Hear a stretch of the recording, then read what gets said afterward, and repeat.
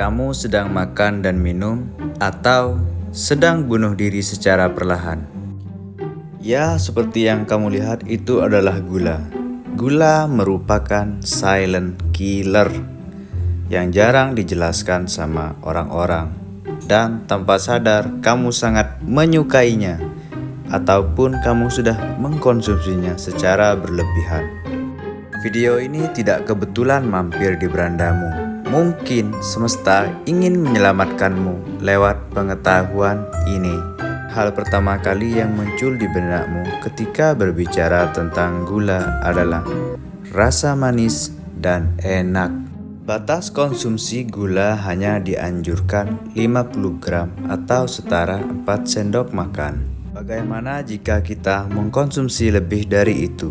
Dan apa dampaknya jangka pendek ataupun panjang? Oke, saya akan bahas secara sederhana. Kita mulai dampaknya bagi otak apabila kita mengkonsumsi gula lebih dari batas harian. Yang pertama, bagi otak bisa menyebabkan efek adiksi atau kecanduan. Ini cara kerjanya sama seperti narkoba. Ketika kamu mengkonsumsi gula, kamu akan merasakan senang. Namun, ketika efeknya sudah hilang, otakmu akan menagih makan lebih banyak gula lagi dan lagi. Yang kedua, bisa menyebabkan otakmu lemot atau brain fog. Mengkonsumsi gula secara berlebihan bisa menyebabkan peradangan di otakmu yang mengakibatkan sulit fokus, lupa-lupaan, bahkan otak seperti berkabut. Gula yang berlebihan menghambat komunikasi antar sel. Yang ketiga, gula dapat merusak memori atau ingatan. Gula yang berlebihan dapat menyusutkan hipokampus di dalam otak, yaitu bagian otak yang bertanggung jawab dalam ingatan dan pembelajaran, seperti demensia atau pikun-pikunan.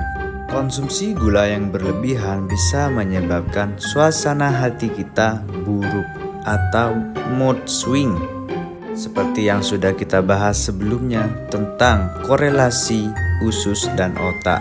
Keseimbangan hormon yang terganggu akibat lonjakan gula darah yang naik dan turun secara drastis. Salah satu penyebab cemas dan depresi termasuk gula. Analoginya, kamu adalah pemegang keputusan dan gula bagaikan keran penyakit. Apabila kamu mengkonsumsi gula secara berlebihan, dia akan menimbulkan banyak penyakit lainnya. Yang pertama, merusak mesin metabolisme. Pankreas dalam tubuh bekerja lebih keras untuk menghasilkan insulin dan pada akhirnya kewalahan. Akhirnya gula-gula tersebut menumpuk di darah dan merusak saraf yang menyebabkan diabetes tipe 2 yang bisa memicu penyakit-penyakit komplikasi, diantaranya kebutaan, luka susah sembuh, hingga gagal ginjal.